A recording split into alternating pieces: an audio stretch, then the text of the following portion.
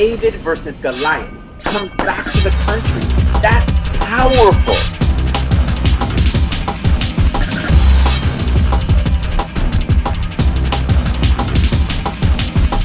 Welcome, viewers. This is your host, Gabriel Buelna with BuelnaNews. Today we have a guest, Martin Cabrera from Chicago. Martin, how are you doing today?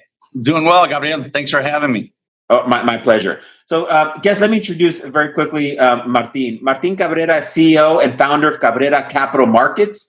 Cabrera Capital Markets has issued over $330 billion in debt for municipalities and over $400 billion in debt and equities for corporations throughout the county, or country, and internationally. Martin has over 25 years experience of investment experience. He earned a bachelor's degree of science in finance from Northern Illinois University and studied at the London School of Economics. Again, thank you, Martin, for joining us. Could you tell us a bit about who you are? So I've been, raised here in Chicago on the southwest side, a neighborhood called La Villita. Born and bred here in Chicago. I spent some time out in London. I came back to Chicago, and I've been working in financial services, my whole career. I have a love and passion for it. And we're headquartered here in Chicago, but we have about 8 offices around the country. And we're one of the largest Latino financial services firms in the country. So we work with a lot of corporations, unions, pension funds, kind of around the country and internationally. Tell us a bit about your family. Where are your parents from? Where what led you to this work? Yeah, so my parents are from, my mother's from Durango, a little pueblito, Ignacio Allende, and my father was from San Luis Potosí. And they came over when they were about 6 and 7 years old, kind of respectively. And they grew up here in Chicago as well. And I was born here, grew up in the neighborhood. I didn't know anything about investments or stocks and bonds. We're in a wealthy family whatsoever. We're kind of poor family, but we didn't have extra cash to be talking about investments.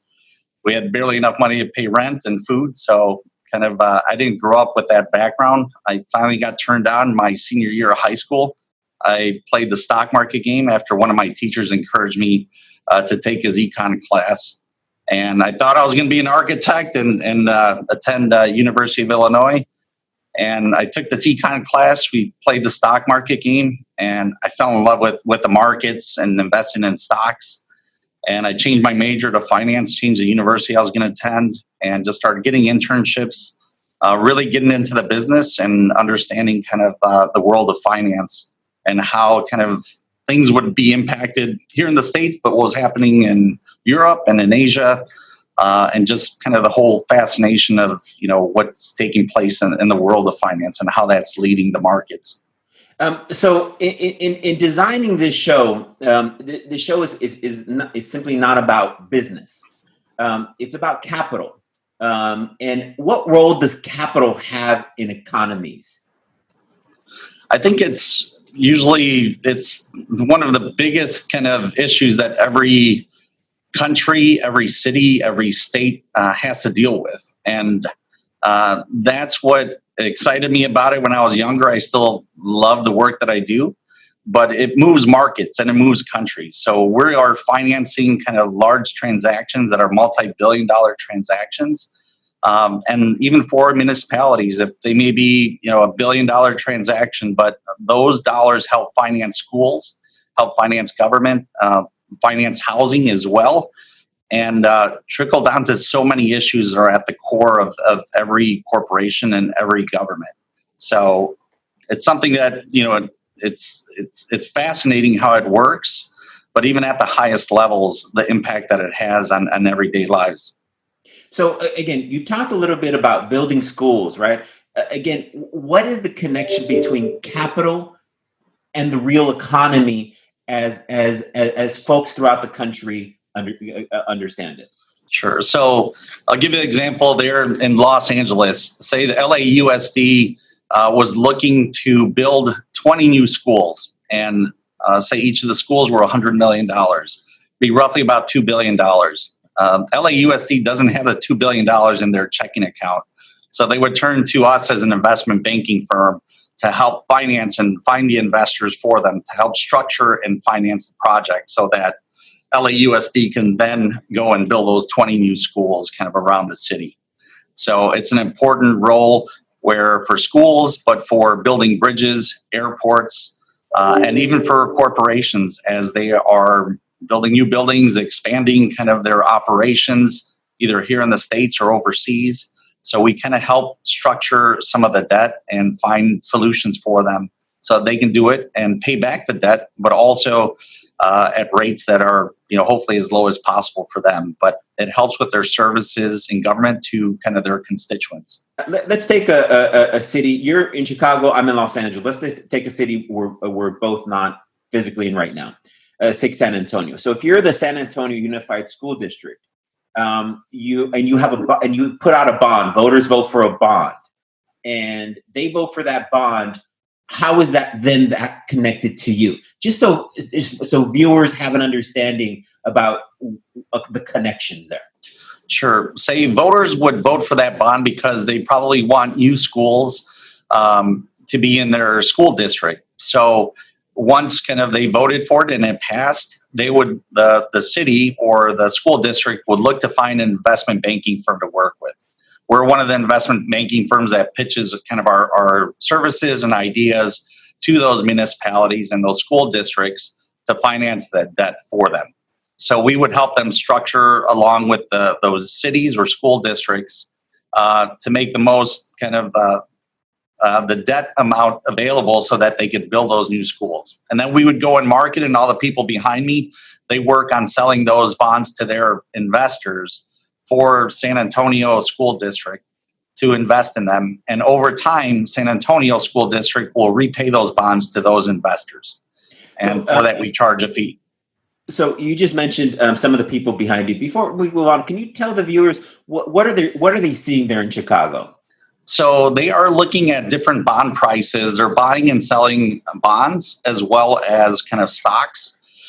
So on a daily basis, on the low end, we'll trade about $500 million in stocks and bonds per day. On the high end, when it's active, we'll trade anywhere between $1.2 billion to about $1.5 billion a day in bonds and in stocks. So their job is to go out there and find investors, folks that we buy and sell for on a daily basis. So just to be clear, so viewers are watching a trading floor, an active trading floor, and a Latino-owned trading floor.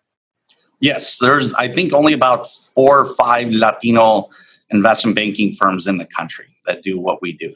So why is diversity important in the capital markets, and why is it specifically important to Latinos? I think I take pride because we go and compete against JP Morgan and Goldman Sachs and Morgan Stanley and Bank of America on deals. And other times we're competing against them. Sometimes we're working with them. But as a firm, we have to do the best job, period. It doesn't matter, about the diversity, but then we have to bring that certain Latino work ethic where we are out there competing with the best firms in the country. But it's also kind of our reputation. So we're well respected in the industry because we're out there kind of providing some of the best prices for our clients and the structures. So it is a sense of pride. And diversity is key because it actually allows a different mindset to be thinking about some of the issues and how to finance the structures and who the end client is. You use the example of San Antonio School District. Looking at all of those possibly Latino students that are attending the school district there, but rarely do they see kind of Latinos in positions as CEO or in the C-suite of major corporations or heading up government or even sitting on some of the boards. But that's why it's important that they know it's possible. And once firms like myself are given those opportunities, we have to do a great job and kick tail and make sure that we're outperforming all the other firms. And it's great when we do that. So what does understanding capital have to do with understanding political power? So I would say that there is wealth and there is power, and they go hand in hand. I think for our Latino community, it's not something that we are used to talking about. We're not used to talking about money, whether it's in the political sphere and how it impacts government, but also how it impacts kind of opportunities that are out there. I think wealth and power is something that as Latinos, I don't think we have. I don't think we have power politically, and I don't think we have wealth. And you can't have one without the other. Other communities, whether it's the Jewish community, the Irish community, Italian community, they have figured out how to leverage kind of their wealth and power for their community. And I think we as Latinos have to figure that out and understand it. And it's not something that we are comfortable talking about, but also, and not just for the fact of creating wealth, but the positive things that we can do with it and giving back to our community, giving back to our schools and scholarships and job opportunities and internships. And that's what's really key for us. That and there's other Latino business leaders as well that they want to see their whole community rise up, not just one firm. But in order to do that, you have to have the opportunities that you're giving, but also kind of leveraging that with our political power too. So are you working with, can you give us an example of some groups that you're working with that are doing with that's a good example? Sure. I would say there's different organizations. Some of them are Latino organizations. Some of our African American and Latino organizations. One of them is National Association of Investment Companies. They focus on looking for access to capital from some of the pension funds around the country and making sure that those pension funds are giving opportunities to some of the minority-owned firms that have their businesses so that they can manage assets, whether it's private equity, or whether it's on the equity side or even real estate. And there are very few pension funds that give those access and those opportunities. And the pension fund world is about a $72 trillion market. And when you think about a pension fund, it's those folks that are working for government, either in city or state, that are putting their money into those pension fund systems.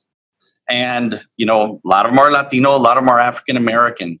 But when you look at those pension funds and who they're doing business with, most of them it's less than 1% with Latinos. And most of them are less than 1% with African American firms as well. But that's where you don't have the access to the capital to grow our Latino businesses. And that's where you really need to tap into so that those companies can grow their businesses, that they can scale their businesses and perform well for those pension funds. But they have to be given the opportunity. And traditionally, they haven't had the opportunity. So in having discussions with you, social issues appear to matter to you as an individual.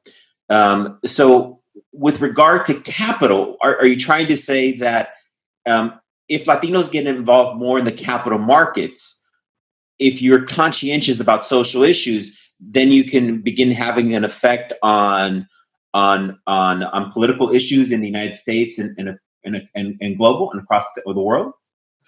I think that's where, the capital stems from, those countries.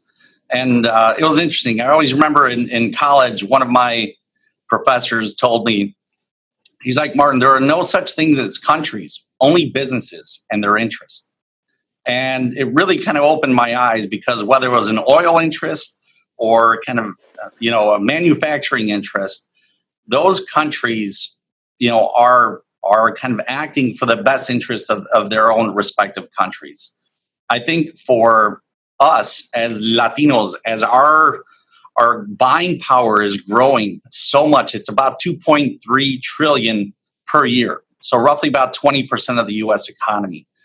That by those opportunities that are created to participate and do business, I have to give back. If not, I can do well financially, but it's really important that I do good in respective communities, whether it's in California or New York or DC or Texas or Illinois.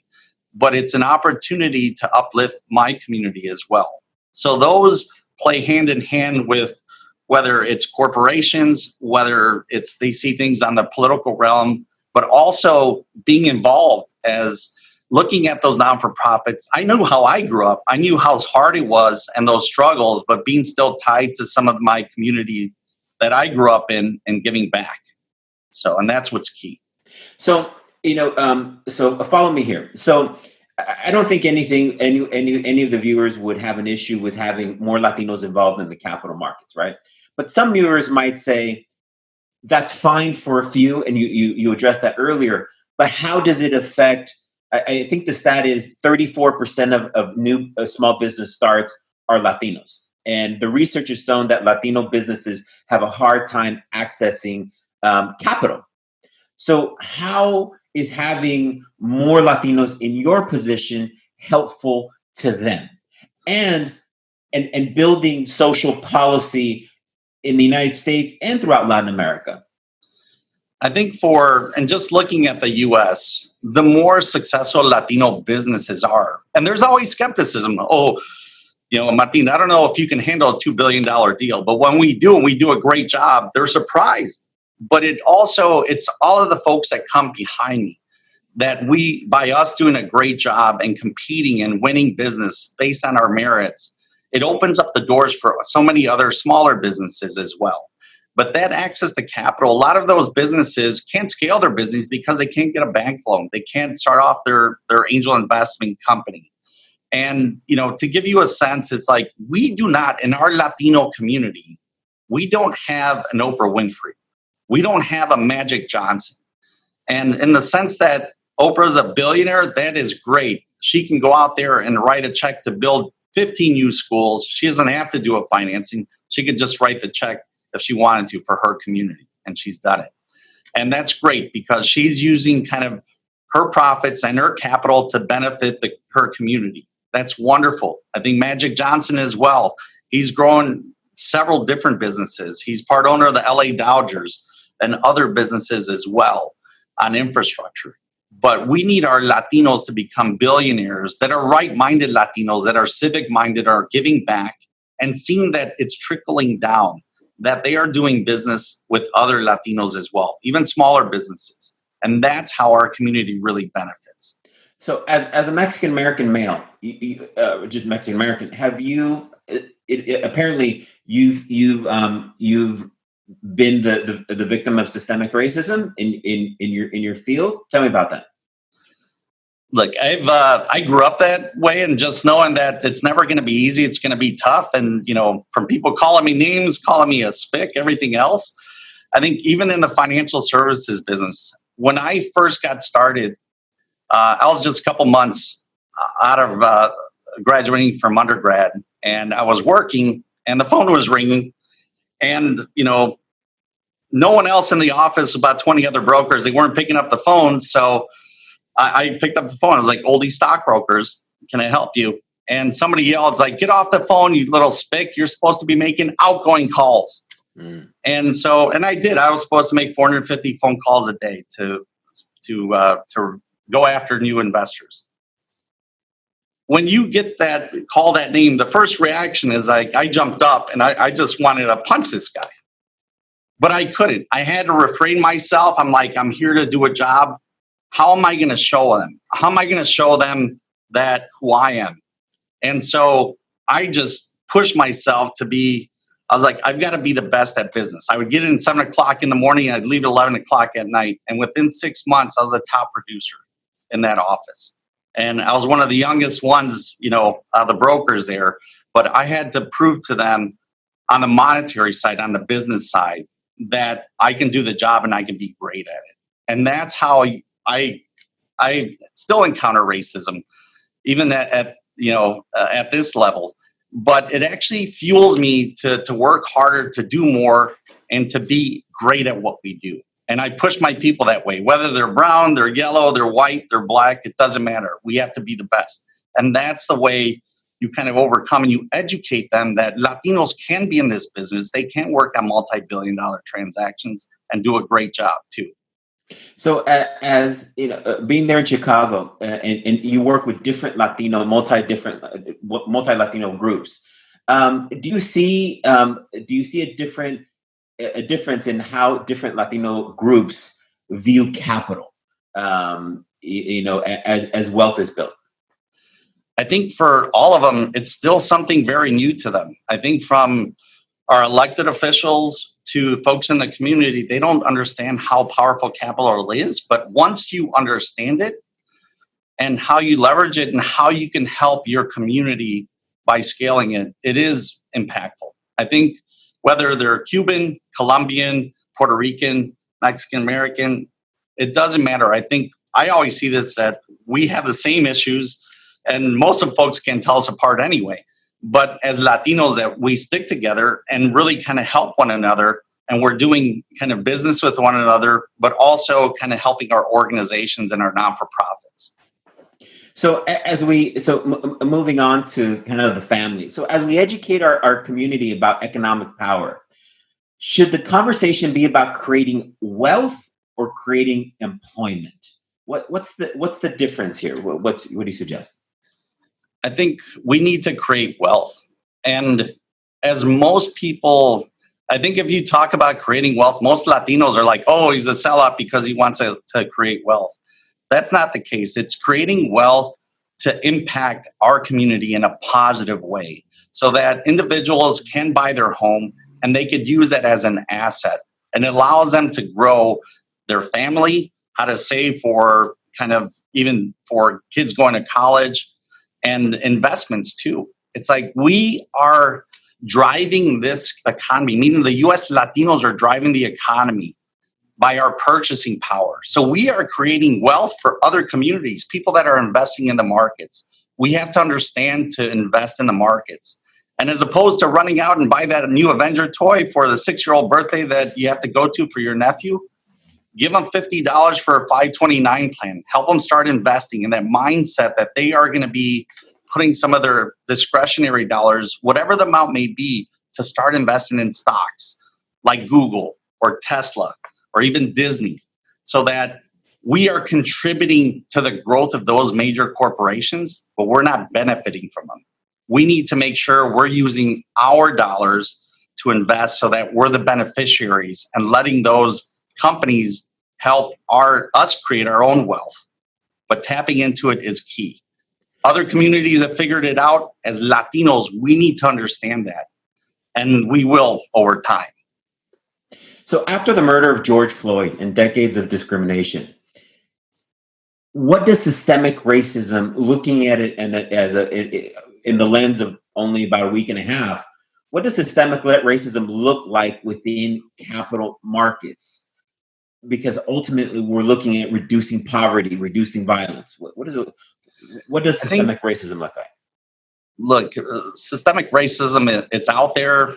It's in America. I think there's a lot for elected officials, but also major CEOs that are talking about racism and that, they have to do something about it.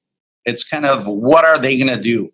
And what are they going to do? Not so much in supplier diversity, where it's hiring maybe janitors or buying pens and pencils, but what are they going to do to give minorities opportunities to do business on the wealth creation side? Who's doing the mergers and acquisitions? Who's doing their investment banking work? Who's doing their IT work and their legal work as well? Because that's where you start to address wealth creation, and that's where you can start to close some of the disparity gaps that is really prevalent in our country. Once you start doing that, even as Latino businesses grow, they're going to hire other Latinos too. So it will be a trickle-down effect. But it's making sure that those businesses are getting opportunities from the major corporations. And hopefully that it's not just lip service, that they're actually doing business with folks. And whose job is it to force some of these corporations and public entities to diversify who they hire to deal with these capital markets?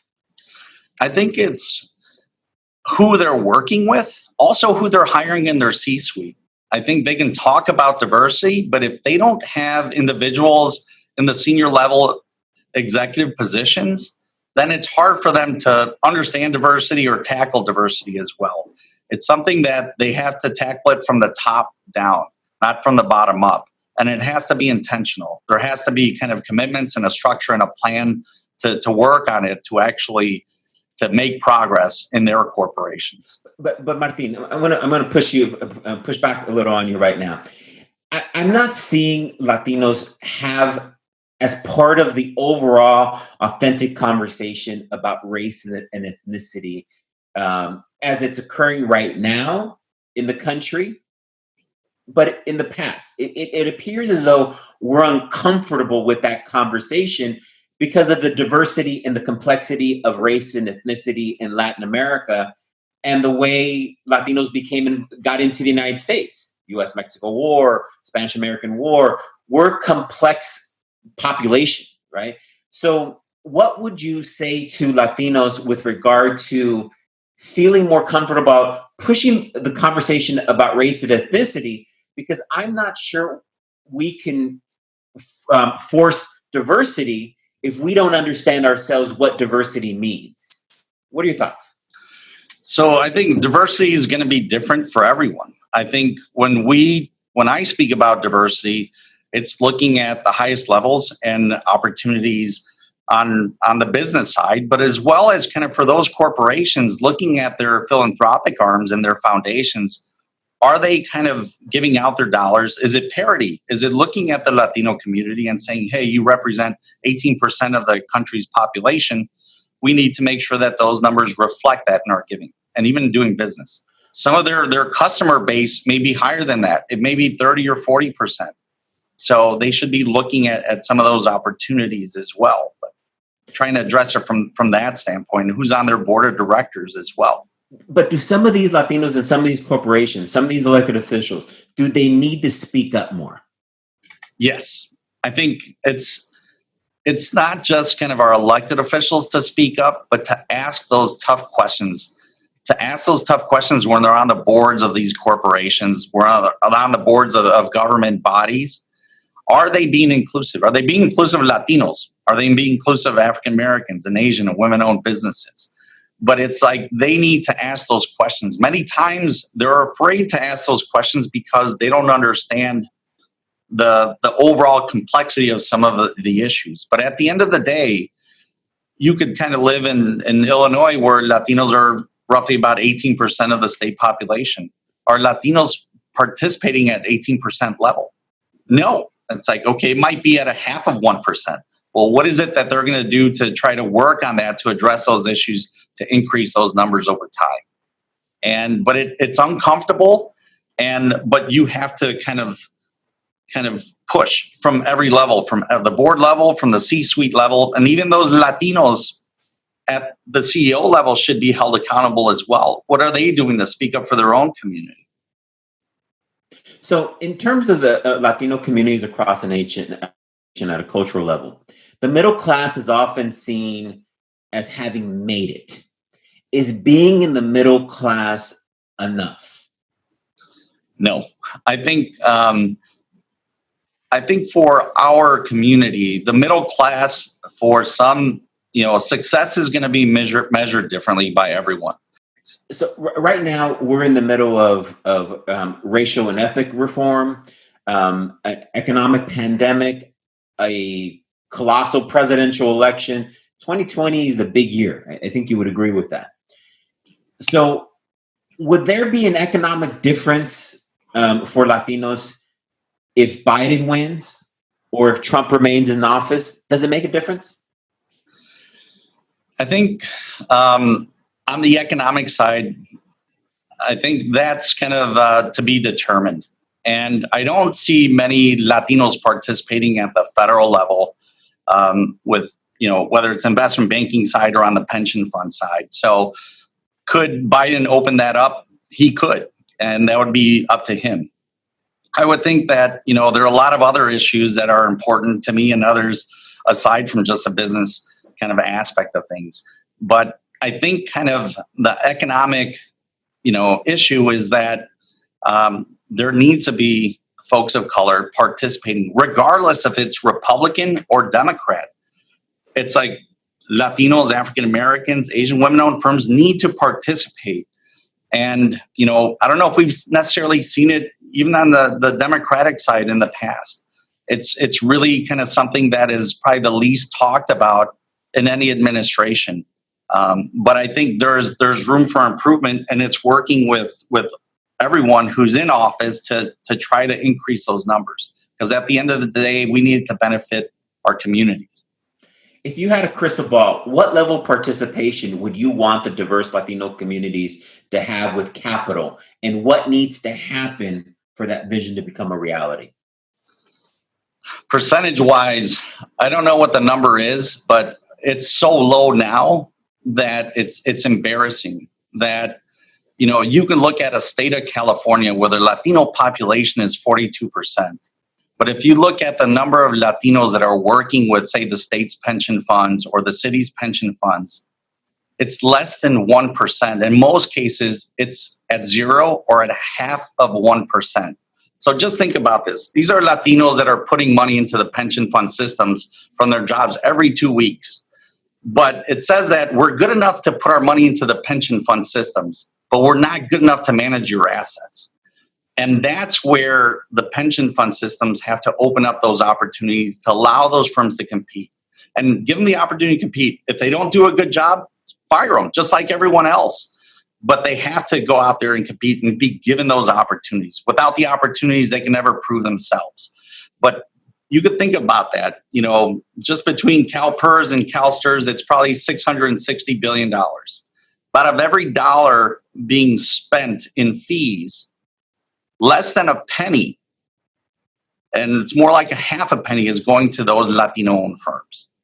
So that's where those racial kind of tensions and the gaps, the lack of access is coming from. And, you could look at all the other states around the country, but that's the issue to tap into.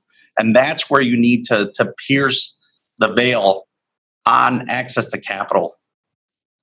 So right now, with the election of Bernie Sanders is my final question as well. You saw a lot of young Latinos breaking with older Latinos. Even I'm 47, but I'm older, and choosing a different path than elected officials and leaders of organizations. How could the younger population in college, in your 20s, as they're building a career, if you were speak to them directly, how can they help bridge that gap and prepare themselves with their skill level to be part of the solution on this issue? I think regardless of all those young Latino educated folks that are coming out of college, whether they get into business, whether they go into work for non-for-profits, my thing is for them to understand the power of the markets and how they can invest for their 401ks. I think for them, regardless of what occupation they're going to go into, if they know how to handle their money at a young age and they start investing, they're going to have that discretionary kind of capital to put to work for, buying a house, investing in the markets. So that is key. I think the access to capital issue is really on the institutional side, but I refer to it as it's a financial civil rights movement that's taking place. Here we are in the 50-year anniversary of the Chicano moratorium, and we are still fighting for a lot of those same issues. It's like we haven't taken on this capital issue. But now if we really want to make change, that's where you tap into the biggest pools of money in any city, state, or county, or even every corporation, and to look to see how do you have Latinos and other minorities, people of color, get access to the capital and participate. That's what's going to change our country and close these disparity gaps that keep reoccurring and coming up. Let me get your reaction to something. I apologize, even though I said it was the last question, but you triggered a thought.